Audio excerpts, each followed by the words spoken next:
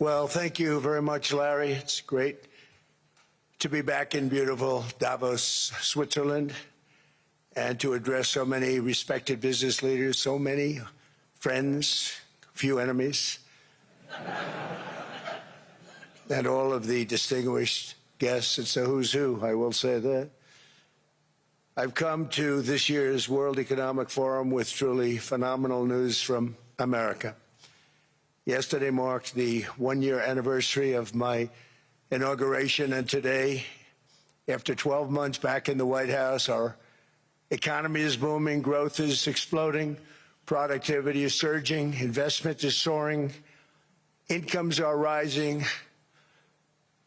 inflation has been defeated, our previously open and dangerous border is closed and virtually impenetrable, and the United States is in the midst of the fastest and most dramatic economic turnaround in our country's history. Under the Biden administration, America was plagued by the nightmare of stagflation, meaning low growth and high inflation, a recipe for misery, failure, and decline. But now, after just 1 year of my policies, we are witnessing the exact opposite: virtually no inflation and extraordinarily high economic growth. Growth like I believe you'll see very shortly our country has never seen before, perhaps no country has ever seen before. Over the past 3 months, core inflation has been just 1.6%. Meanwhile, fourth quarter growth is projected to be 5.4%, far greater than anybody other than myself and a few others had predicted. Since the election, the stock market has set 52 all-time high records. So that's in 1 year, 52 records, adding $9 trillion in value to retirement accounts, 401ks, and people's savings. People are doing very well. They're very happy with me. Since my inauguration, we've lifted more than 1.2 million people off of food stamps, and after 4 years in which Biden secured less than $1 trillion of new investment in our country. Think of that, $1 trillion, substantially less than that. In 4 years, we've secured commitments for a record-breaking $18 trillion, and we think when the final numbers come out, they'll be closer to $20 trillion of investment. That's never been done by any country at any time, not even close. Just over 1 year ago, under the radical left Democrats, we were a dead country. Now we are the hottest country anywhere in the world. In fact, the United States economy is on pace to grow at double the rate that was projected by the IMF just last April. And with my growth and tariff policies, it should be much higher. I really believe we can be much higher than that. And this is all great news, and it's great for all nations. The USA is the economic engine on the planet, and when America booms, the entire world booms. It's been the history. When it goes bad, it goes bad. You all follow us down, and you follow us up, and we're at a point that I don't believe we've ever been. I never thought we could do it this quickly. My biggest surprise is I thought it would take more than a year, maybe like a year and 1 month. But it's happened very quickly. This afternoon, I want to discuss how we have achieved this economic miracle, how we intend to raise living standards for our citizens to levels never seen before, and perhaps how you too and the places where you come from can do much better by following what we're doing, because certain places in Europe are not even recognizable, frankly, anymore. They're not recognizable. And we can argue about it, but there's no argument. Friends come back from different places. I don't want to insult anybody and say I don't recognize it. And that's not in a positive way. That's in a very negative way. And I love Europe, and I want to see Europe go good.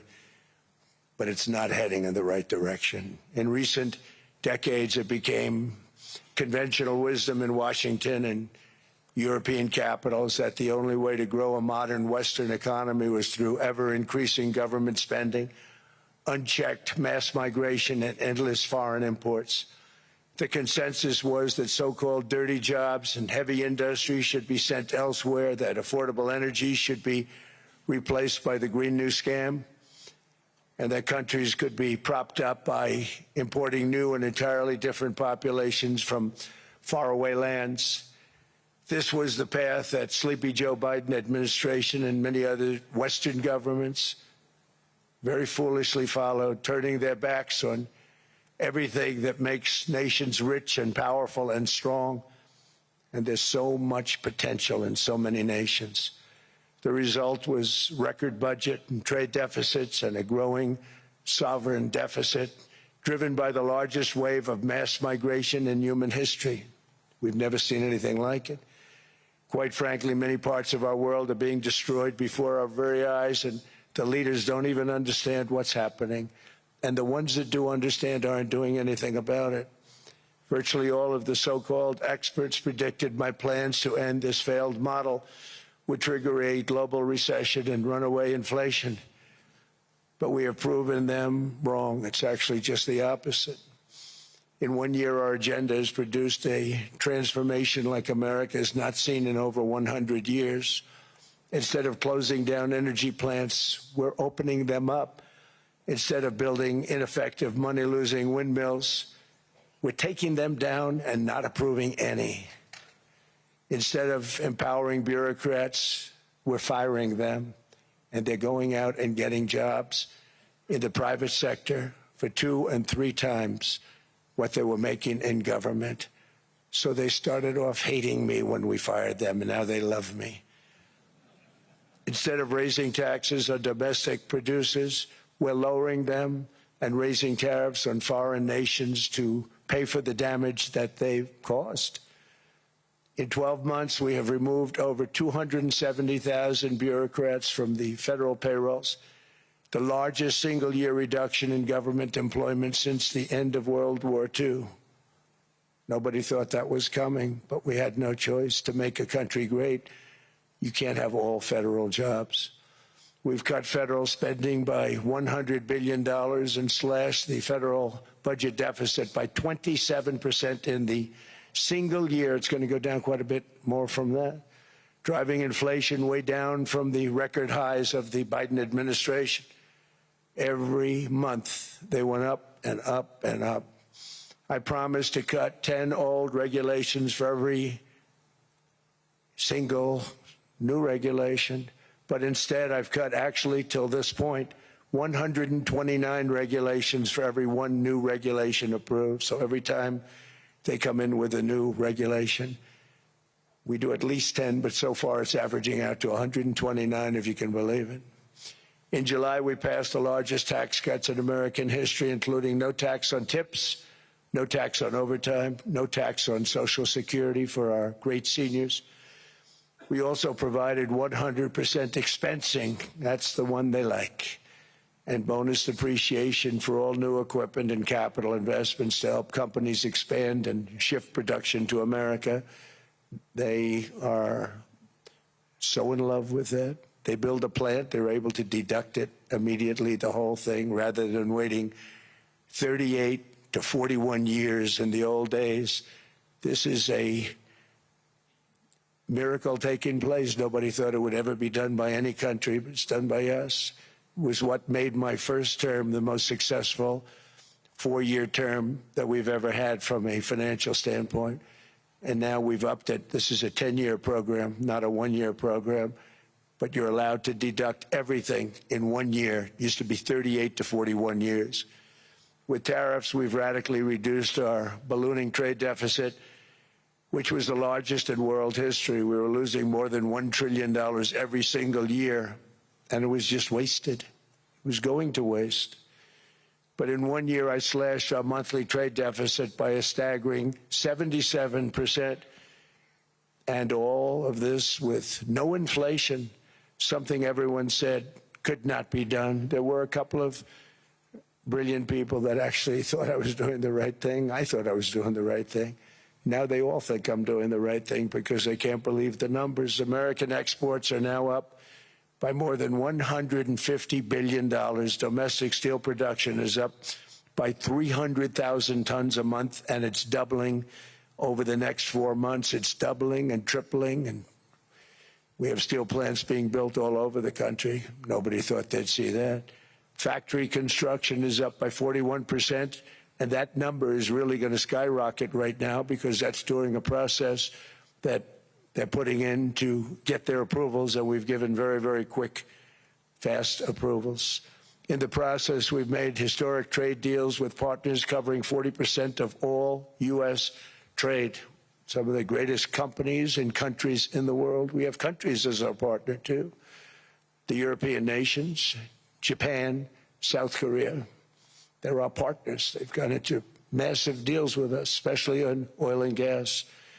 And these agreements raise growth and cause stock markets to boom, not only in the U.S., but virtually every country that came to make a deal, because, as you've learned, when the United States goes up, you follow.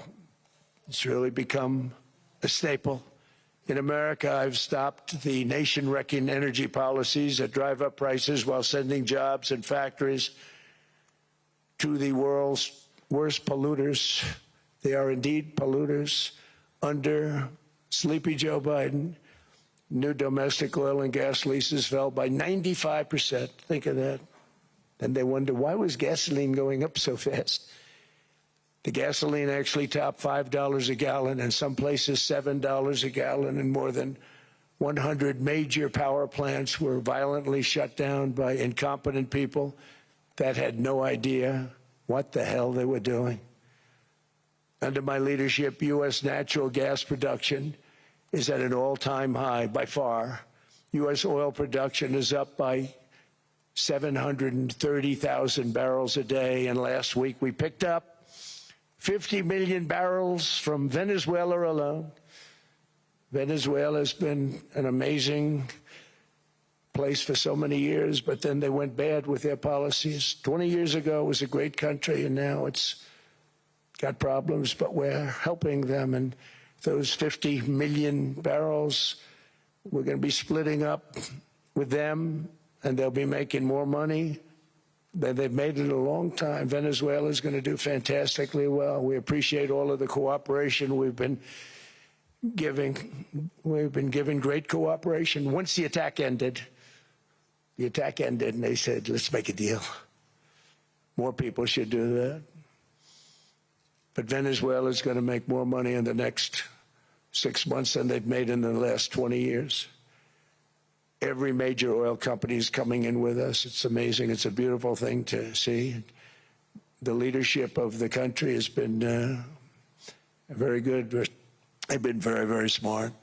The price of gasoline is now below $2.50 a gallon in many states, $2.30 a gallon in most states, and will soon be averaging less than $2 a gallon.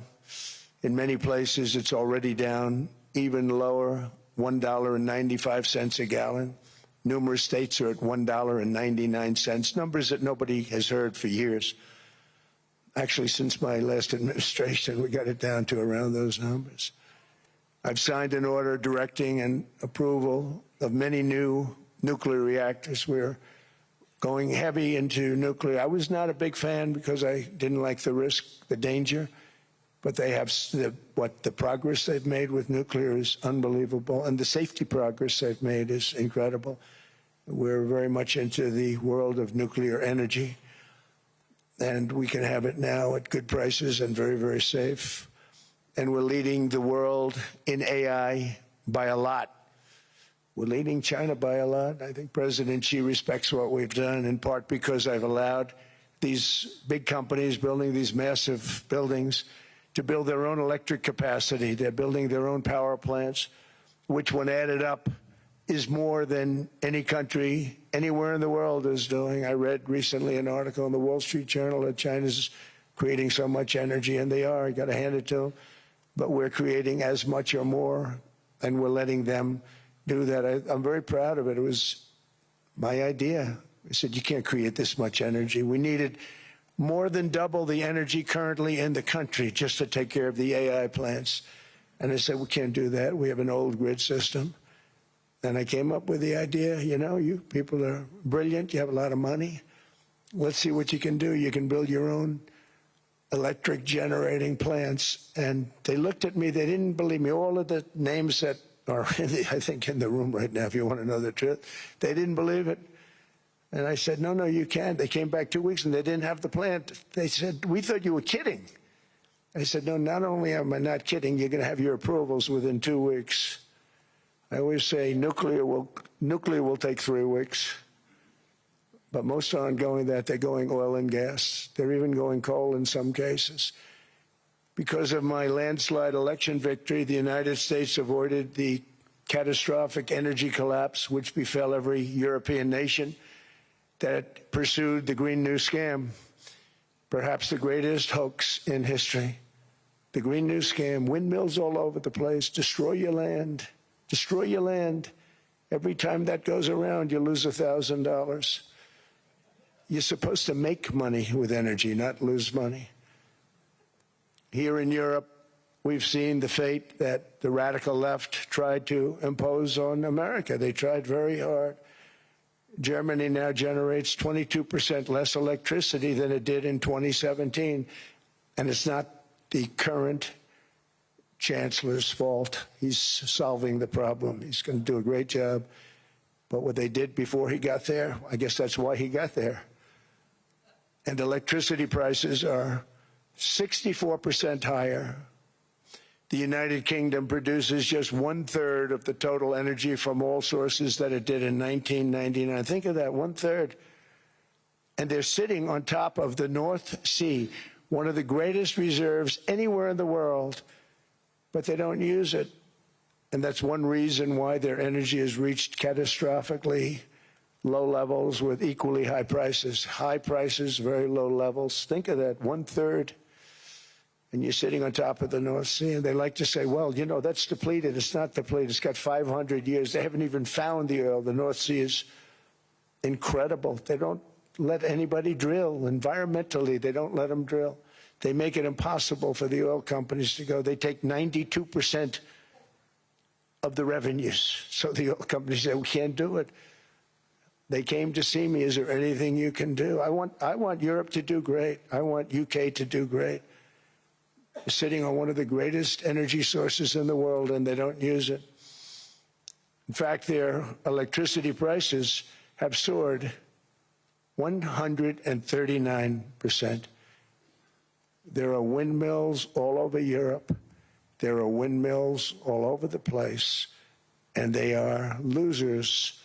One thing I've noticed is that the more windmills a country has, the more money that country loses and the worse that country is doing. China makes almost all of the windmills, and yet I haven't been able to find any wind farms in China. Did you ever think of that? It's a good way of looking at it. They're smart. China's very smart. They make them, they sell them for a fortune. They sell them to the stupid people that buy them, but they don't use them themselves. They put up a couple of big wind farms, but they don't use them. They just put them up to show people what they could look like. They don't spin. They don't do anything. They use a thing called coal, mostly. But China goes with the coal. They go with oil and gas. They're starting to look at nuclear a little bit. And they're doing just fine. They make a fortune selling the windmills, though, and I think really that's one that they wouldn't be surprised if it stopped. They are shocked that it continues to go. They're very friendly with me. They're shocked that people continue to buy those damn things. They killed the birds. They ruin your landscapes. Other than that, I think they're fabulous, by the way. Stupid people buy them. The consequences of such destructive policies have been stark, including lower economic growth, lower standards of living, lower birth rates, more socially disruptive migration, more vulnerability to hostile foreign adversaries, and much, much smaller militaries. The United States cares greatly about the people of Europe. We really do. I mean, look, I am derived from Europe. Scotland and Germany, 100% Scotland, my mother, 100% German, my father. And we believe deeply in the bonds we share with Europe as a civilization. I want to see it do great. That's why issues like energy, trade, immigration, and economic growth must be central concerns to anyone who wants to see a strong and united West, because Europe and those countries have to do their thing. They have to get out of the culture that they've created over the last 10 years. It's horrible what they're doing to themselves. They're destroying themselves. It's beautiful, beautiful places. We want strong allies, not seriously weakened ones. We want Europe to be strong. Ultimately, these are matters of national security, and perhaps no current issue makes the situation more clear than what's currently going on with Greenland. Would you like me to say a few words of Greenland? I was going to leave it out of the speech, but I think I would have been reviewed very negatively. I have tremendous respect for both the people of Greenland and the people of Denmark, tremendous respect. But every NATO ally has an obligation to be able to defend their own territory. And the fact is, no nation or group of nations is in any position to be able to secure Greenland other than the United States. We're a great power, much greater than people even understand. I think they found that out 2 weeks ago in Venezuela. We saw this in World War II, when Denmark fell to Germany after just 6 hours of fighting and was totally unable to defend either itself or Greenland. So the United States was then compelled, we did it, we felt an obligation to do it, to send our own forces to hold the Greenland territory, and hold it we did at great cost and expense. They didn't have a chance of getting on it, and they tried. Denmark knows that. We literally set up bases on Greenland for Denmark. We fought for Denmark. We weren't fighting for anyone else. We were fighting to save it for Denmark. Big, beautiful piece of ice. It's hard to call it land. It's a big piece of ice. But we saved Greenland and successfully prevented our enemies from gaining a foothold in our hemisphere. So we did it for ourselves also. And then after the war, which we won it big. Without us, right now you'd all be speaking German and a little Japanese, perhaps. After the war, we gave Greenland back to Denmark. How stupid were we to do that? But we did it. But we gave it back. But how ungrateful are they now? So now our country and the world face much greater risks than it did ever before because of missiles, because of nuclear, because of weapons of warfare that I can't even talk about. 2 weeks ago, they saw weapons that nobody ever heard of. They weren't able to fire one shot at us. They said, what happened? Everything was discombobulated. They said, we've got them in our sights. Press the trigger, and nothing happened. No anti-aircraft missiles went up. There was one that went up about 30 feet and crashed down right next to the people that sent it. They said, what the hell is going on? Those defensive systems were made by Russia and by China. So they're going to go back to the drawing boards, I guess. Greenland is a vast, almost entirely uninhabited and undeveloped territory. It's sitting undefended in a key strategic location between the United States, Russia, and China. That's exactly where it is, right smack in the middle. Wasn't important nearly when we gave it back. You know, when we gave it back, it wasn't the same as it is now. It's not important for any other reason, you know, everyone talks about the minerals. There's so many places. There's no rare earth, no such thing as rare earth. There's rare processing, but there's so much rare earth. And to get to this rare earth, you got to go through hundreds of feet of ice.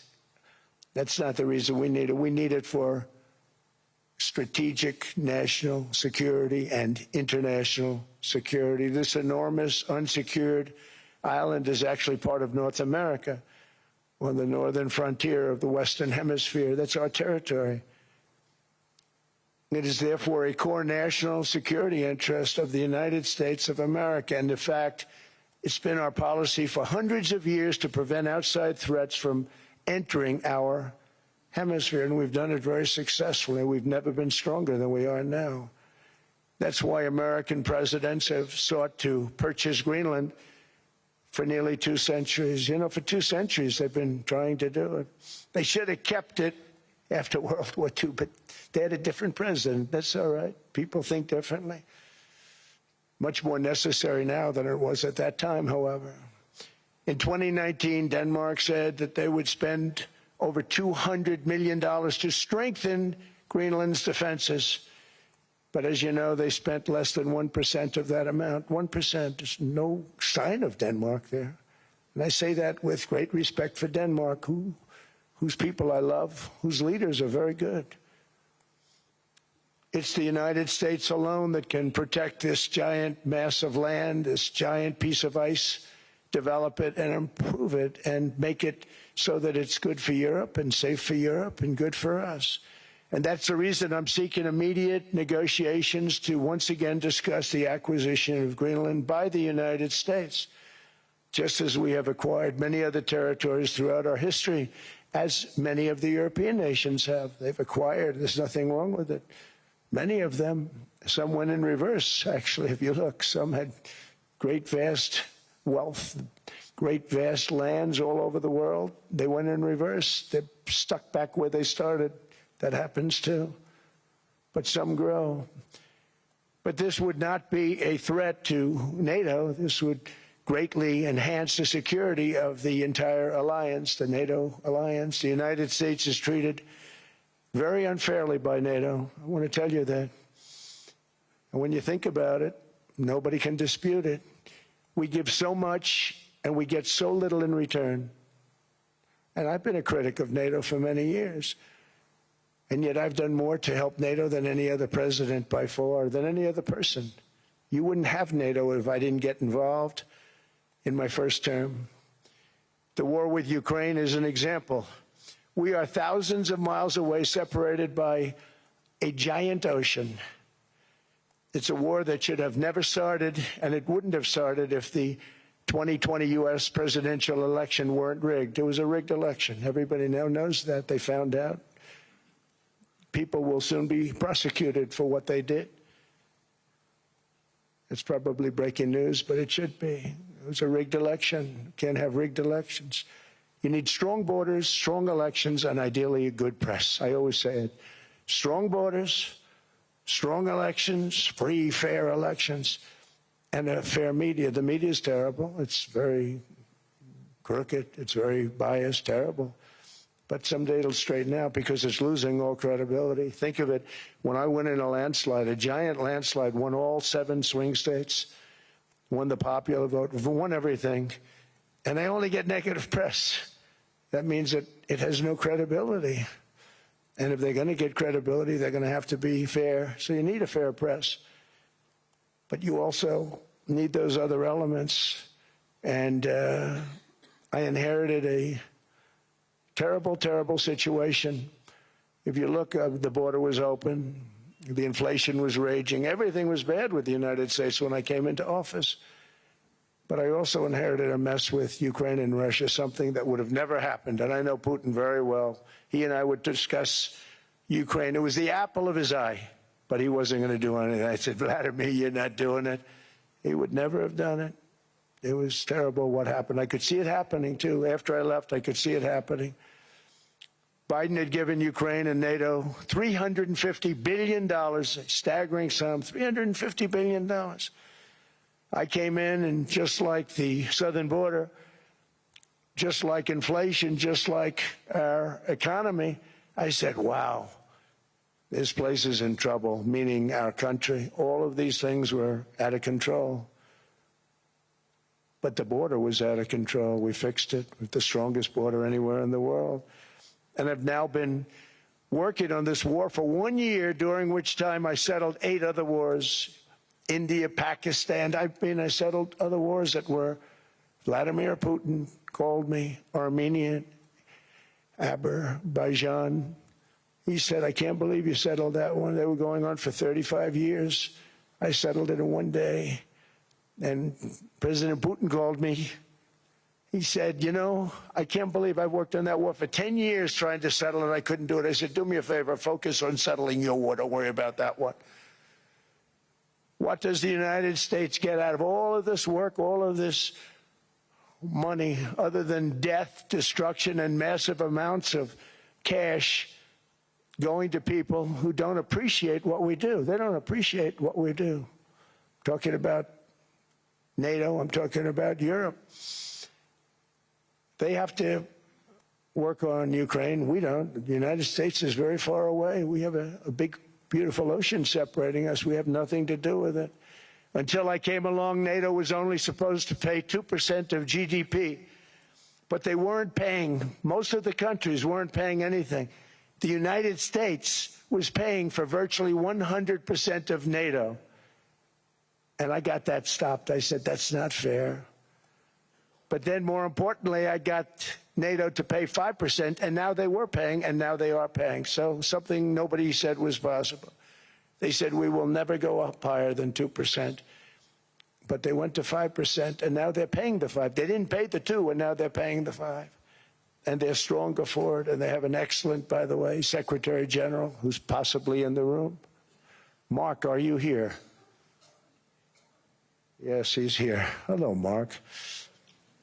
We never asked for anything, and we never got anything. We probably won't get anything unless I decide to use excessive strength and force, where we would be, frankly, unstoppable. But I won't do that. Okay? Now everyone's saying, oh, good. That's probably the biggest statement I made, because people thought I would use force. I don't have to use force. I don't want to use force. I won't use force. All the United States is asking for is a place called Greenland, where we already had it as a trustee, but respectfully returned it back to Denmark not long ago after we defeated the Germans, the Japanese, the Italians, and others in World War II. We gave it back to them. We were a powerful force then, but we are a much more powerful force now. After I rebuilt the military in my first term and continue to do so today, we have a budget of $1.5 trillion. We're bringing back battleships. The battleship is 100 times more powerful than the great battleships you saw in World War II, those great, big, gorgeous ships, the Missouri, the Iowa, the Alabama. Because I thought maybe we could take them out of mothballs. They said, no, sir, these ships are 100, think of that, 100 times more powerful than those big, magnificent pieces of art that you saw so many times ago, that you still see on television. You say, wow, what a force. 100 times, each ship 100 times more powerful than the big battleships of the past. So that was the end of the mothball story.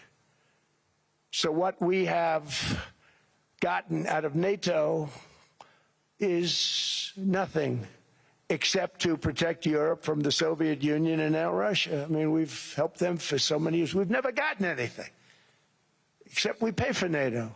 And we paid for many years until I came along. We paid for, in my opinion, 100% of NATO because they weren't paying their bills. And all we're asking for is to get Greenland, including right title and ownership, because you need the ownership to defend it. You can't defend it on a lease. Number one, legally it's not defensible that way, totally. And number two, psychologically, who the hell wants to defend a license agreement or a lease, which is a large piece of ice in the middle of the ocean where, if there is a war, much of the action will take place on that piece of ice. Think of it. Those missiles would be flying right over the center of that piece of ice. All we want from Denmark for national and international security and to keep our very energetic and dangerous potential enemies at bay is this land on which we're going to build the greatest golden dome ever built. We're building a golden dome that's going to, just by its very nature, going to be defending Canada. Canada gets a lot of freebies from us, by the way. They should be grateful also, but they're not. I watched your Prime Minister yesterday. He wasn't so grateful. But they should be grateful to us. Canada lives because of the United States. Remember that, Mark, the next time you make your statements. What we did for Israel was amazing, but that's nothing compared to what we have planned for the United States, Canada, and the rest of the world. We are going to build a dome like no other. We did it for Israel. And by the way, I told Bibi, stop taking credit for the dome. That's our technology. That's our stuff. But they had a lot of courage, and they were good fighters, and they did a good job, and we wiped out the Iran nuclear threat like nobody can believe. Nobody's ever seen anything like it. That, Venezuela, taking down Soleimani, wiping out al-Baghdadi when he tried to reinstitute ISIS. We did a lot. I did a lot of big things, all perfectly executed. Everyone was perfectly executed. Somebody told me that, a military expert told me, sir, everything you've done has been perfectly executed. I said, I know. So other presidents have spent, whether foolishly or not, trillions and trillions of dollars on NATO and gotten absolutely nothing in return. We've never asked for anything. It's always a one-way street. Now they want us to help them with Ukraine. And we say, we're going to. I'm really helping, not even them. I want to see, last week, if you saw, it was 10,000 soldiers, but last month it was 31,000 soldiers died. 31,000. That's this room times, the number of people in this room times 30.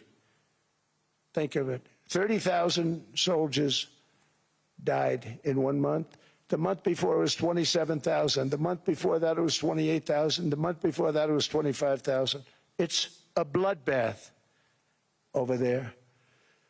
And that's what I want to stop. It doesn't help the United States, but these are souls. These are young people. Look like you, look like some of you right in the front row. They go to war. Their parents are so proud. Oh, there he goes, comes back.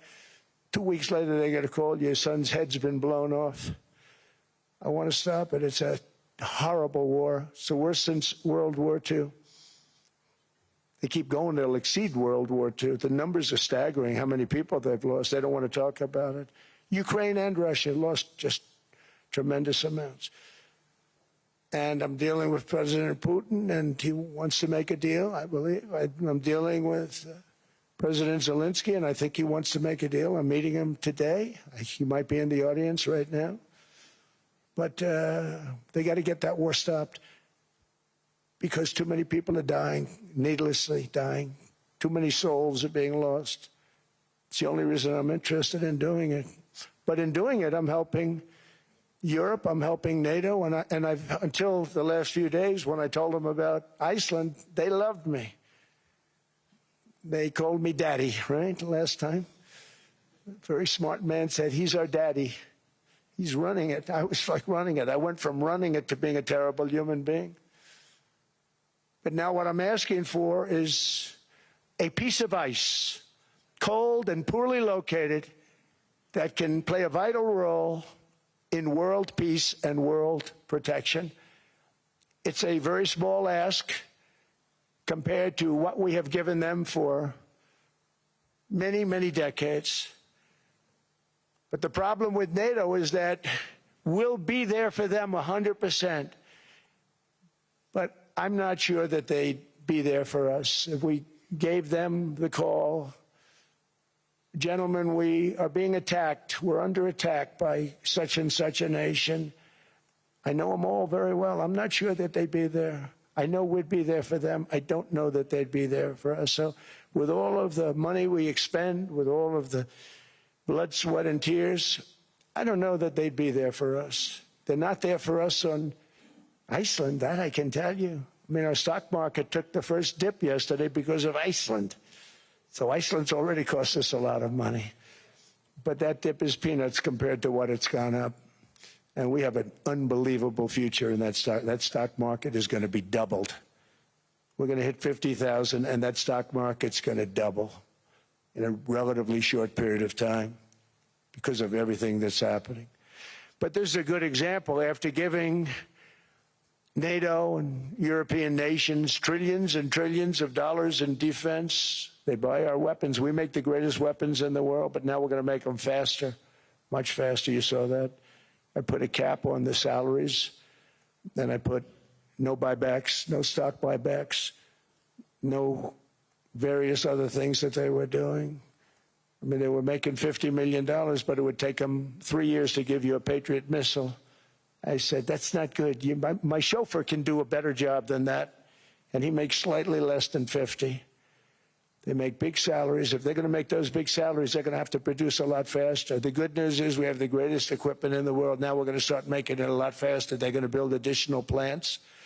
And all of the money that goes into stock buybacks is going to go into building plants. We're not allowing stock buybacks by defense companies any longer. They're going to build new plants to make Tomahawks, Patriots. We have the best equipment, F-35s, F-47, the new one just coming out. They say it's the most devastating plane, fighter jet ever. Who knows?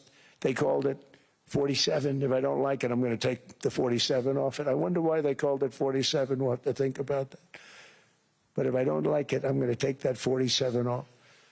But it's supposed to be the Stage 6. It's supposed to be the first Stage 6 plane, undetectable, like our B-2 bombers were undetectable. They flew right over Iran. They were undetectable. And they did their job, and they got the hell out of there. So we want a piece of ice for world protection, and they won't give it. We've never asked for anything else, and we could have kept that piece of land, and we didn't. So they have a choice. You can say yes, and we will be very appreciative, or you can say no, and we will remember. A strong and secure America means a strong NATO, and that's one reason why I'm working every day to ensure our military is very powerful, our borders are very strong, and above all, our economy is strong, because national security requires economic security and economic prosperity, and we have the greatest that we've ever had. Biden and his allies destroyed our economy and gave us perhaps the worst inflation in American history. They say 48 years, I say forever, but I think 48 years is the equivalent to forever. Whether it's 48 years or ever, it's terrible, costing the typical family $33,000. What they did to this country should never, ever be forgotten. It's early, but he has to be rated as the worst president we've ever had by far. The auto pen did much of the damage. The auto pen, he was the auto pen president, because I don't believe a sane president would have ever signed the kind of things that he signed. But now grocery prices, energy prices, airfares, mortgage rates, rent, and car payments are all coming down, and they're coming down fast. We inherited a mess, but we've done a hell of a job in 12 months. Under my most favored nation policy for drug prices, the cost of prescription drugs is coming down by up to 90%, depending on the way you calculate. You could also say 5, 6, 7, 800%. There are two ways of figuring that. But we have a favored nations policy that every president wanted, no president was able to get. I got it, and other nations approved it. And I had to use tariffs in order to get it, because they said, no way. In other words, a pill that costs 10% in London costs $130. Think it costs $10 in London, costs $130 in New York or in Los Angeles. And I'd say, boy, that's bad. Friends of mine would say, you know, we go to London, you can buy the stuff for nothing. We go all over the world, we can buy it for nothing. Because basically America was subsidizing every nation in the world, because presidents allowed them to get away with it. It became very tough. So when I called up Emmanuel Macron, I watched him yesterday with those beautiful sunglasses. What the hell happened? But I watched him sort of be tough. But he was at $10 for a pill. And I said, Emmanuel, and I have all the big pharmaceutical companies are in total agreement. It wasn't easy, by the way. They're tough, smart. They've been getting away with the scam for a long time. But they gave it up. But they said, you'll never get the countries to approve it. I said, why is that? Because they won't. They always said, we're not paying any more. Get the rest for the United States. So over the years, they stayed the same. We just went up, up, up. And I mean, we would pay 13, 14, 15 times more than some certain countries would. So I said, no, they'll approve it 100%. Sir, you'll never get them to approve it. I said, I guarantee you. But I actually started with Emmanuel, who probably is in the room too. And I like him. I actually like him. Hard to believe, isn't it? And I said, Emmanuel, you're going to have to lift the price of that pill to $20, maybe $30. Think of that. That means it's a doubling of prescription drugs. Might be a tripling, might be a quadrupling. It's not easy. No, no, no, Donald, I will not do that. I said, yes, you will, 100%. He said, no, no, no. You're asking me to double. I said, Emmanuel, you've been taking advantage of the United States for 30 years with prescription drugs. You really should do it, and you will do it. I have no doubt.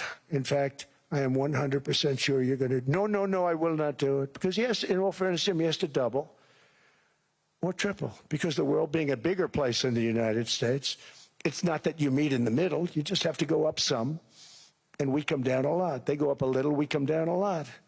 So we're at $130, they're at 10. So they may have to go to 20 or 30. No more than that. I said, Emmanuel, you're going to be doubling or tripling? No, no, no. I said, here's the story, Emmanuel. The answer is you're going to do it. You're going to do it fast. And if you don't, I'm putting a 25% tariff on everything that you sell into the United States and a 100% tariff on your wines and champagnes. And that's about 10 times more than what I'm requesting. And you're going to do it. I don't want to go public with it, but you may make me do that. No, no, Donald, I will do it. I will do it. It took me, on average, 3 minutes a country, saying the same thing. You will do it. They all said, no, no, no, I will not do it. You're asking me to double the cost of prescription. I said, that's right, because you've been screwing us for 30 years. And they said, we will not do it. I said, that's all right. On Monday morning, we're putting a 25, 30, 50. I gave different numbers for different countries. This is also national security we're talking about.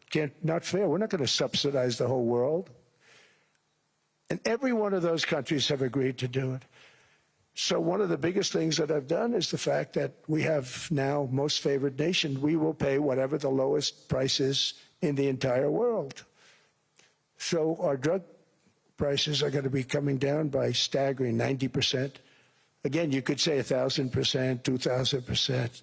Depends on the way you want to figure it, but we'll go with the way the fake news likes it better because it sounds, can you imagine a 90% reduction sounds much worse. But drug prices are going to be coming down tremendously in all the nations, and I appreciate them doing it, but they did it. In all fairness, without tariffs, I wouldn't have been able to get it done. After declining $3,000 under Biden, real incomes are up in the United States by $2,000, $3,000, and even $5,000 and more. Home ownership has always been a symbol of health and vigor of American society, but that goal fell out of reach for millions and millions of people in the Biden era because interest rates went up so high. Today, I'm taking action to bring back this bedrock of the American dream. In recent years, Wall Street giants and institutional investment firms, many of you are here, many of you are good friends of mine, many of you are supporters. Sorry to do this, Joe, I'm so sorry. But you've driven up housing prices by purchasing hundreds of thousands of single-family homes, and it's been a great investment for them. Often as much as 10% of houses on the market. You know, the crazy thing is a person can't get depreciation on a house, but when a corporation buys it, they get depreciation. Okay, that's something we're going to have to think about, too. I don't know if too many people think about that. You buy a corporation, they buy 500 houses. They buy hundreds of thousands. They buy 500 houses. They can take depreciation. A person sweats and works and buys one house they can. But homes are built for people, not for corporations, and America will not become a nation of renters. We're not going to do that. That's why I have signed an executive order banning large institutional investors from buying single-family homes. It's just not fair to the public. They're not able to buy a house. And I'm calling on Congress to pass that ban into permanent law, and I think they will. One of the biggest barriers to saving for a down payment has been surging credit card debt. The profit margin for credit card companies now exceeds 50%, one of the biggest. And they charge Americans interest rates of 28%, 30%, 31%, 32%. Whatever happened to usury? So to help our citizens recover from the Biden disaster, all caused by this horrible president, just horrible president, I'm asking Congress to cap credit card interest rates at 10% for 1 year. And this will help millions of Americans save for a home. They have no idea they're paying 28%. They go out there a little late in their payment and they end up losing their house. It's terrible. To unleash innovation in savings and financing, I'm also working to ensure America remains the crypto capital of the world. And to that end, last year I signed the landmark Genius Act into law. Now Congress is working very hard on crypto market structure legislation, Bitcoin, all of them, which I hope to sign very soon, unlocking new pathways for Americans to reach financial freedom. And I did it for two reasons. Number one, I thought it was politically good, and it was. I got tremendous political support. But more importantly, China wanted that market too. It's just like they want the AI. And we've got that market, I think, pretty well locked up. If I didn't do it, Biden was totally against it until before the election, when they realized that, there were millions of people voting against him over crypto. And all of a sudden, they loved it very much, but it was too late. They blew it. But it is politically popular, but it's much more importantly, we have to make it so that China doesn't get the hold of it. And once they have that hold, we're not going to be able to get it back. So I'm honored to have done it. Finally, I've instructed government-backed institutions to purchase up to $200 billion in mortgage bonds to bring down interest rates. And I'll be announcing a new Fed chairman in the not-too-distant future. I think he'll do a very good job. See, I gave away some of it. He did give that away. So we have something, got something, but somebody that's very respected. They're all respected. They're all great. Everyone that I interviewed is great. Everyone could do, I think, a fantastic job. Problem is they change once they get the job. They do. They're saying everything I want to hear, and then they get the job. They're locked in for 6 years. They get the job, and all of a sudden, let's raise rates a little bit. I call them, sir, we'd rather not talk about this. It's amazing how people change once they have the job. But it's too bad. Sort of disloyalty, but they got to do what they think is right. We have a terrible chairman right now, Jerome, too late Powell. He's always too late. And he's very late with interest rates, except before the election. He was just fine for the other side. So we're going to have somebody that's great, and we hope he does the right job. Last week, the average 30-year mortgage rate dropped below 6% for the first time in many years. Another major factor in driving up housing costs was the mass invasion of our borders. And I have to say one thing about housing, because nobody ever says this. I am very protective of people that already own a house, of which we have millions and millions and millions. And because we have had such a good run, the house values have gone up tremendously. And these people have become wealthy. They weren't wealthy. They become wealthy because of their house. And every time you make it more and more and more affordable for somebody to buy a house cheaply, you're actually hurting the value of those houses, obviously, because the one thing works in tandem with the other. And I don't want to do anything that's going to hurt the value of people that own a house, who for the first time in their lives are walking around the streets of whatever city they're in, very proud that their house is worth $500,000, $600,000, $700,000.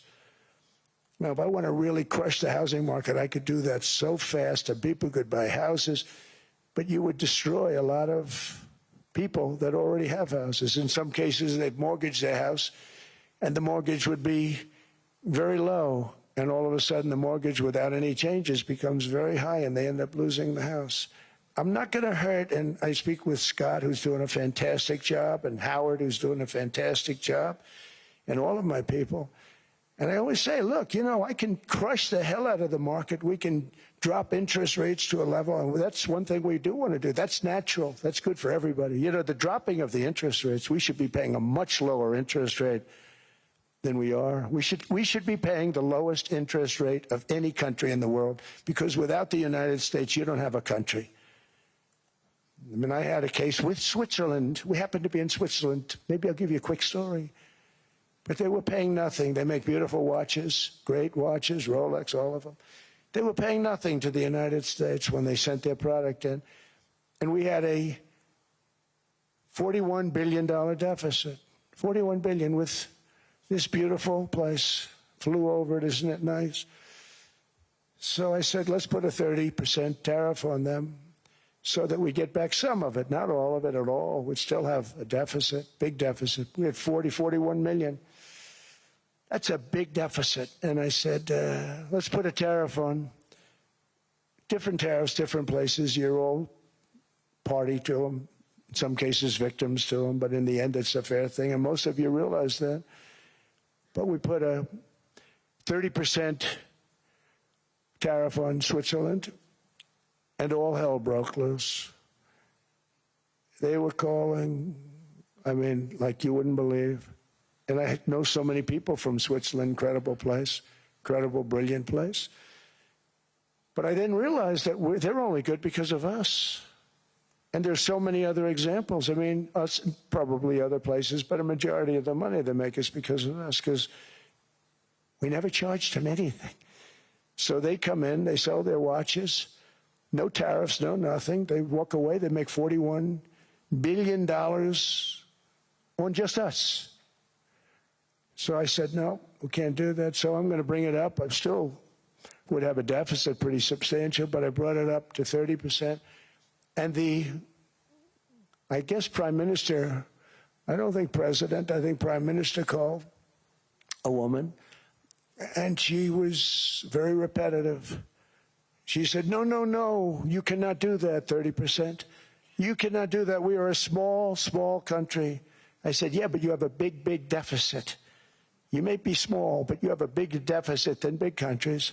He said, no, no, no, please, you cannot do it. Kept saying the same thing over and over. We are a small country. I said, but you're a big country in terms of... And she just rubbed me the wrong way, I'll be honest with you. And I said, all right, thank you, ma'am, appreciate it. Do not do this. Thank you very much, ma'am. And I made it 39%. And then all hell really broke out. And I was paid visits by everybody. Rolex came to see me. They all came to see me. But I realized, and I reduced it, because I don't want to hurt people. I don't want to hurt them. And we brought it down to a, lower level. Doesn't mean it's not going up. But we brought it down to a lower level. But they pay now, tariff. But I realized that we have many places like that where they're making a fortune because of the United States. Without the United States, they wouldn't be making anything. Think of it. Switzerland made $41 billion on us. And as she said, it's a small place. And I realized with that, I don't know, it was so, because she was so aggressive. And I realized in that conversation that the United States is keeping the whole world afloat. Many places, I could give you 6, 7 places just in the people in this little area. I know every one of them. They're sort of, they're looking down. They don't want to see me. They don't want to stare me in the eyes. But they're taking advantage of, everybody took advantage of the United States. But I've been very fair, and I gave them a tariff, and it was fine. But I realized that without us, it's not Switzerland anymore. Without us, it's not any of the countries that are represented here. And we want to work with the countries. We want to work with them. We're not looking to destroy them. I could have said 39, 40%. I could have said I want a 70% tariff, then we make money with Switzerland. But Switzerland would have been probably destroyed, financially destroyed. I don't want to do that. But we should be paying the lowest interest rate of everybody. I hope Scott's listening to this, because we should be paying the lowest interest rate of everybody. Without us, most of the countries don't even work. And then you have the protection factor. Without our military, which is the greatest in the world by far, without our military, you have threats that you wouldn't believe. You wouldn't believe. You don't have threats because of us, and that's because of NATO. One other thing, and I have to say it so importantly, in the old days, and I used to say I'm the youngest in the room. Now I'm among the older. I hate to say it. I don't feel old, but I'm among the older. But I remember not long ago, 20, 25 years ago, when good news came out about, let's say, the United States. The United States had a great quarter. The United States had a great month. All the stocks went up. And that's the way it's supposed to be. Now when they say the United States had a record quarter, it's unbelievable how well it's doing, all the stocks crash because they say, oh no, inflation, they're going to raise interest rates. And they do. Some of these stupid people like Powell, they raise interest rates. And what they do is they stop you from being successful. It used to be when we had a great quarter, a great month, great earnings, great anything, any good news, the stock market went up. That's the way it's going to be. We got to do that again, because that's the way it should be. Now when we have a great month, they want to kill it. Like we did over 5%. People were surprised. We should do 20%. We could do 25%. When we announce good numbers, and the reason is they're so petrified of inflation. And growth doesn't mean inflation. We've had tremendous growth with very low inflation. In fact, growth can fight inflation, proper growth. So we want to get back to the days when we announce great numbers, because we're going to be announcing phenomenal. You know, all these factories that are being built at record, thousands of businesses are being built right now. Remember, $18 trillion is invested. I think the second number is 3. And that was China many years ago. Investments in the country from outside. 18 trillion, nobody's ever seen. And that's money coming in and building things, factories. Thousands of businesses are being built, thousands. Hundreds of big factories, car plants are moving back to the United States. They're coming in from Canada, they're coming in from Mexico, from Japan. Japan's coming in and building plants here in order to avoid tariffs. They're coming in from China. They're coming in from all over the world. We have more plants being built now, car plants, than we've ever had built, even in the heyday from the 1940s and 50s. And they're bigger. They don't use renovations anymore where they take an old plant, they rip it down, they build a brand new plant, super modern plant. But it's happening at levels that nobody's ever seen. In 2024, the U.S. built less than 2 million new homes, but Biden admitted more than 8 million new migrants, and those days are over. In 2025, for the first time in 50 years, the United States had reverse migration. Boy, that was nice. And these were criminals that were being taken out of our country because they allowed people to come into our country from jails, from gangs, drug dealers, murderers. 11,888 murderers. We've gotten most of them out. And then ICE gets beat up by stupid people from leadership in Minnesota.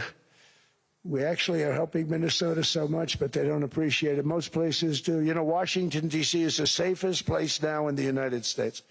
It was a very dangerous place to walk, and now you can walk with your wife, your kids, right through the middle of the city. Right now, Washington, D.C. is as safe as it gets. It was one of the most unsafe. I had to admit, we sent in the military, the National Guard. Within 2 months, it was great. Within 3 months, it's like a really great place and a safe place and a beautiful place. It's even been cleaned up. The graffiti's gone. The fences are gone. We don't have to worry about fences anymore. All of the places, the grasses are cut. and replaced with new grass in many cases. It's all going to happen in the spring. But Washington and D.C. is beautiful again, and it's safe. New restaurants are opening up. They were all closing. Now you can't get into a restaurant. Restaurants in Washington, D.C. are all opening. Memphis also, Memphis, Tennessee, New Orleans, Louisiana. We're there for 3 weeks. We've cut the crime down by 64%. Within another month, we'll have virtually no crime there. We can do that all over. We're going to help the people in California. We want to have no crime. I know Gavin was here. I used to get along so great with Gavin when I was president. Gavin's a good guy. And we're going to, if he needed it, I would do it in a heartbeat. I'd love to see. We did help them a lot in Los Angeles, a lot with the early in my term when they had some problems. But we would love to do it. I will say this, if I were a Democrat governor or whatever, I would call up Trump. I'd say, come on in, make us look good. Because we're cutting crime down to nothing. And we're taking people out, career criminals, who are only going to do bad things, and we're bringing them back to their countries. But where we've done it, it's been amazing. And we have a capacity to do it at much greater levels. We're cutting illegal aliens off welfare and other government benefits, and I have directed that starting immediately, there will be no more payments to sanctuary cities because they are really just sanctuaries for criminals. They're really protecting criminals, and those are the ones we have to get out of the country. Murderers, drug dealers, the mentally insane. They emptied their mental institutions into the United States. And despite that, we have the lowest crime numbers that we've ever had in the history of the country. Just came out. But equally importantly, we're cracking down on more than $19 billion in fraud that was stolen by Somalian bandits. Can you believe that Somalian? They turned out to be higher IQ than we thought. I always say these are low IQ people. How did they go into Minnesota and steal all that money? And we have, you know, they're pirates. They're good pirates, right? But we shoot them out of the water just like we shoot the drug boats out. They're not pirating too many boats lately, do you notice?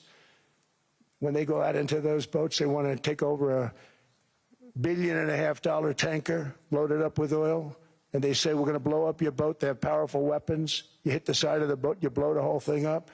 The insurance companies are petrified, so they say, just give them the boat. We'll give them money instead. And I don't do that. We blow them right the hell out of the water. We see them going out, we blow them out of the water. We don't have any pirates so much anymore. If we do, they won't be there long.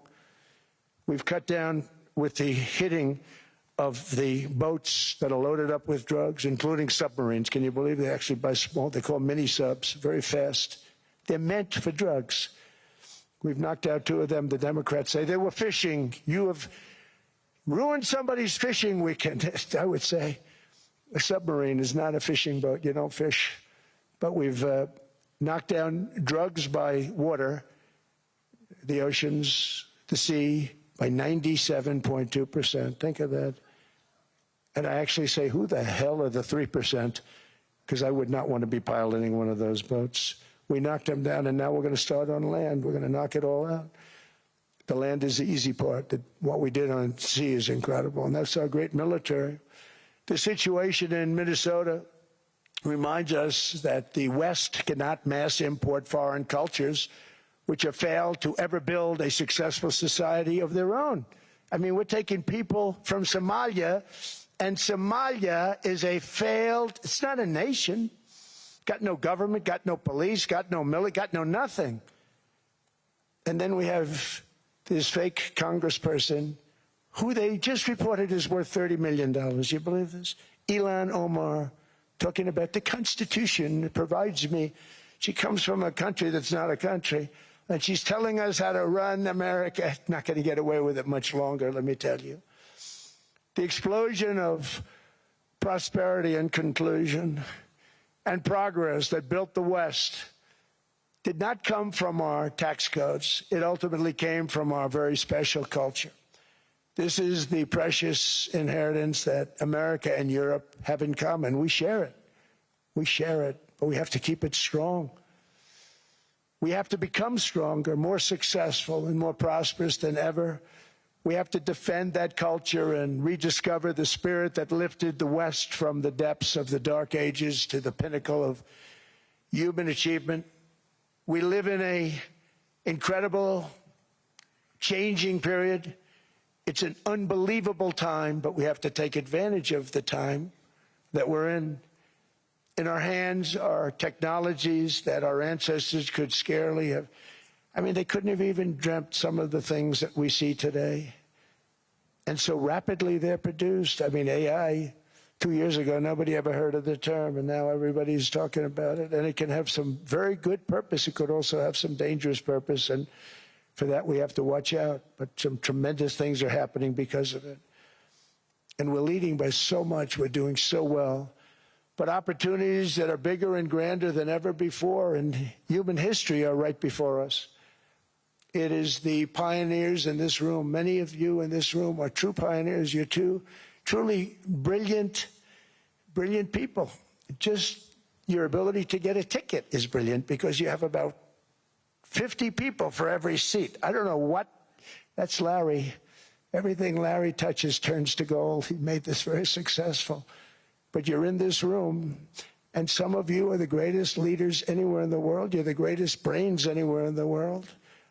And the future is unlimited, and to a large part because of you, and we have to protect you, and we have to cherish you. I always say we have to cherish our brilliant people because there aren't many of them. So together with confidence, boldness, and persistence, let us lift up our people, grow our economies, defend our shared destiny, and build a future for our citizens that is more ambitious, more exciting, more inspiring, and greater than the world has ever seen. We're in a position to do things that nobody else has ever even thought of before.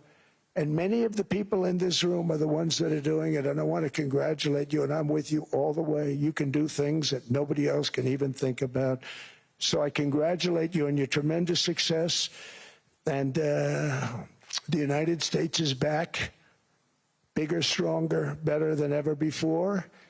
And I'll see you around. Thank you all very much. Thank you very much.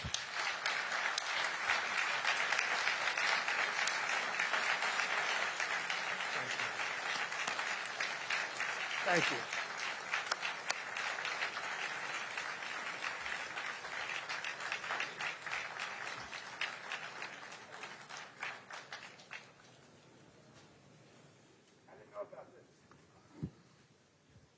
This was supposed to be a nice fire chat, Mr. President. Yes, good. I got set up. No, I did know. You made the job for the moderator really easy. Thank you, Mr. President, for your speech. I do have a few follow-up questions, if it's okay. Sure. I don't think I should start with Greenland, maybe. I'll start with the economy. The U.S. economy is doing really, really well. But how to sustain this growth moving forward? Because there's always a recession looming around the corner. Well, you know, the one thing about economies and recessions is sometimes you get hit unexpectedly and there's nothing you can do about it. All brilliant people, but there's nothing. One example was COVID. We had an economy going at levels like nobody had ever seen my first 2.5, 3 years. And then I heard the word pandemic, not COVID. They came up with that name over a period of time. We won't get into that. But I heard the word pandemic. And I had a poll come out that was so strong just prior to that. And I was with the two best pollsters, McLaughlin and Fabrizio. And they said, sir, George Washington and Abraham Lincoln, if they came back and ran as president and vice president, they couldn't beat you. And then what happened is the following day, I was told to stay tuned because there's something really bad happening in China. There are bodies laying all over Wuhan, right around that certain building that we talk about. I always said it came from Wuhan. It did come from Wuhan. And there were body bags. We saw it by satellite. And they said, there are strange things happening in China. And so it began. And we ended up with the COVID, and the whole world suffered. We did a phenomenal job. I don't think we got the credit we deserve. We did something that Operation Warp Speed, which some people say was one of the greatest military feats ever. We did a great job. Used our military, used a lot of people. But sometimes you get hit with things, nothing you can do. You get hit with things like that unexpectedly. and we got through it. And when I left, the stock market was higher than it was previous to the COVID coming up. And I called it a great achievement. But things happen. Bad things happen. The things that we can stop are wars if we're smart. That we can stop. Those are a matter of being intelligent and having intelligent people on the other side, because wars are the worst of all. Wars are worse than anything. But we can stop wars because that's sort of up to us. But things like dust flying in the air, wherever COVID comes from or whatever comes, sometimes you have to be a little bit lucky. But we are poised to have an economy like no other, not only in this country, but anywhere. And you know, when you hear the kind of numbers that I can tell you that Scott Bessent was with me the other day, and he's looking at numbers. He said, I can't. And that's all he's done his whole life, pretty much your whole life. Scott, you weren't going to be a football player, I don't think. Scott was not that great at football, but he was always good at numbers, right? And he was looking at numbers. He said, I've never seen anything like this. We're poised to do things that no other country's ever done. And, you know, luck, I hate to say it, but we need a little luck. We don't want to get hit by something that nobody could have thought. Whoever thought we were going to hit by a pandemic? You know, when I heard the word pandemic, I said, oh, that's an ancient problem. World War I, they lost 100 million people. It actually ended World War I. A lot of people don't know. The Spanish flu in World War I ended the war because all the soldiers were sick. The soldiers were so sick on both sides, and that war was raging, and they were all dying from the Spanish flu. They were sick as dogs. They couldn't fight. So, you know, you don't know how that would have turned out. But so we do, I mean, subject to that, and I always have to put a caveat in for it, but we're poised to have the greatest growth of any large country, I think any country that there's been. When you look at what's happening in the United States, it's really amazing. Thank you. One thing that maybe keeps you up at night, I know you don't sleep that much anyway, Mr. President, is the debt. The U.S. debt is high, is now the biggest expenditure on your budget. How to get out of that impasse? Well, the big thing is growth. I mean, growth is the way. If we grow like this, we go from having a $37 trillion. We go from having high debt to low debt. But we also are cutting expenses, you know, the old-fashioned way. We have extraordinary growth. I think we're going to be growing our way out. I think we're going to be paying off debt. We're taking in tremendous money from tariffs fairly. And again, I'm using them judiciously. You know, Switzerland's a case study. I could have gotten much more. I could have asked for much more. But we're using them judiciously. But I think growth, most importantly, and then cutting costs. Now, if you take a look at Minnesota, $19 billion in fraud and other things. People going to airports, they came into the country, they don't have 10 cents, and they're leaving with hundreds of thousands of cash in their bags.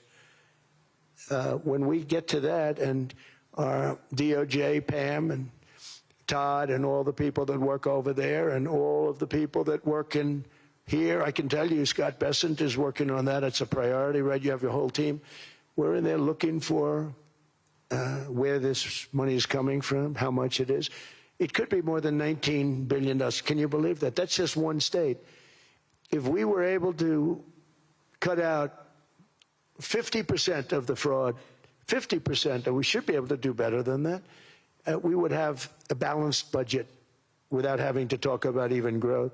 So we have a lot of options, but we're working very hard on that. That's a big deal. It's not just the protests, the fake protests done by agitators and, you know, professional insurrectionists. That's what they are. They're professional troublemakers. But we are looking very strong at the money too in Minnesota and other places. I think, Mr. President, also the $500 billion invested in artificial intelligence and the frontier technologies last year also were driving growth exponentially in the U.S. Well, AI has been a big factor. AI is massive. I mean, Mark Zuckerberg showed me a plant where he put it over a map of Manhattan, and it was basically the size of Manhattan. This is not, I said, you got to be kidding. It's a plant that was miles long, miles wide, very high. I don't think it was as high like the Empire State Building, but it was high. And it literally covered most of the island of Manhattan. That's called a big plant. And, you know, when I heard they're going to spend $50 billion building it, I said, you know, if you spend $50 million, you can build a nice little shopping center. If you spend $500 million, you can build a good shopping center. But how do you spend $50 billion? When I looked at this thing, I said, you think you'll be able to do it for that? It's amazing when, you know, some of the plants that I see, and I see them all. And again, so big as we're letting them build their own electric generation. This way we have no problem. And otherwise they'd be complaining. There'd be nobody able to, but you know, we have an old grid system. And not only that, they're going to sell at a very cheap price the excess electricity that they create back into our grid. So that'll solve some problems for certain states that don't have enough electricity. We also know that on the AI, there is fierce competition between the U.S. as the largest economy in the world, 27% of the global GDP and 5% of the global population, not doing that badly, and China. And we know that that competition is very tough on AI. I know you're heading to a state visit to China in April. How do you see the U.S.-China relationship moving forward? Are you able to combine this tough competition with also collaboration? So I've always had a very good relationship with President Xi and with President Putin. Talk about, you know, the larger powers. But I've always had a very good relationship with President Xi of China. He's an incredible man. What he's done is amazing. He's highly respected by everybody. And I do now. I mean, now I have good. It was very severely interrupted by COVID. I used to call it the China virus, but he said, do you think you could use a different name? And I decided to do that because why should we have a problem over that? But I would do that, and they were. You're a true diplomat, huh? I became a diplomat for the first time. Well, you know who taught me that? Marco Rubio. He said, let me teach you about diplomacy. Hey, any guy that gets approved by 100% of the votes, think of it, he got liberal Democrats and radical right Republicans to approve him. He's the only one. The next one was like lost 45 votes, right? But he got all 100 votes voting for him. And at first I wasn't happy about it. I said, wait a minute, I don't like that. And now it turns out that the Democrats probably wish they didn't do that. And Marco has been fantastic. Marco, stand up, please. You have done a great job as Secretary of State. He's going to go down as the best Secretary of State. And Scott, and we have Susie, who's the first female Chief of Staff, and she's the best Chief of Staff, too. And I see Howard Lutnick, who I know spoke. And Howard's fantastic. Some of the deals we're doing are great. And I want to pay particular attention because we have Chris. And Chris, you got up and spoke, I think. He's the #1 oil man in the world because I was going to put Doug Burgum, who's fantastic. I don't know if Doug's here. Is Doug here? Doug Burgum is fantastic. He said, sir, there's one man better than me. And he introduced me to Chris. And he turns out to be. So we're drilling more oil and gas now than we ever have by almost double. Is that right, Chris? And on top of it, we get a lot coming out of Venezuela. So anyway, so we're doing great. The country is just doing great. We have great people. Thank you. And I see other people. We have Steve Witkoff. We have Jared. I got so many people. I'm in trouble because when I go back, they're going to be people with long faces. Sir, you didn't introduce me. I got so many people. And we have a lot of the greatest people anywhere in the world. I know them all. So I won't continue because we'd be here all day. Thank you, Mr. President. We also know that you're a deal maker, and then maybe coming back to Greenland and Ukraine.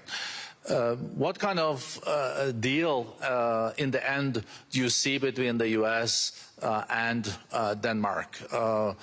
Because, you know, I guess you see it now as a negotiation going on, or? Well, it's costing Denmark hundreds of millions a year to run it. And Denmark's a small country and wonderful people. But, you know, it's very expensive. It's a very big piece of ice. And it's very important I mean, I don't want to repeat the speech, but it's very important that we use that for national and international security. That can create a power that will make it impossible for the bad guys to do anything against the perceived good ones. And it's a great block for Europe, just like, Denmark was supposed to spend hundreds of millions of dollars. They didn't spend the money. They didn't spend anything almost. And we'll see what happens. I just say this.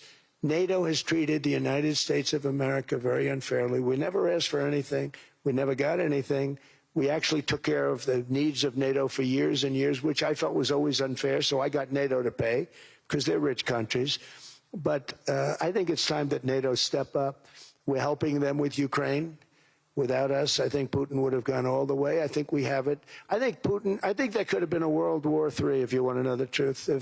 If Kamala was elected, or Joe, any one of those, those thinkers, I think you could have ended up in World War III. And I will say Steve Witkoff has been dealing incredibly with, but we're not going to have World War III. We want to get it stopped, but we're not going to have World War III. I think if I wasn't elected, I think that could have evolved into World War III. It was a very, very bad situation, and it still is, but it's not that kind of bad. It's bad because so many young people are being killed. How close do you think there is on an agreement on Ukraine? I had the pleasure of speaking with Steve Witkoff and Jared Kushner yesterday. I know they're working hard on it. I know that they're also traveling now. Do you see this very close or still? Well, I hate to say it. I thought that was going to be so. I settled 8 wars plus. And I thought that was going to be one of my easier ones. Not the easiest. Some I settled in a matter of hours because I'm good at that stuff.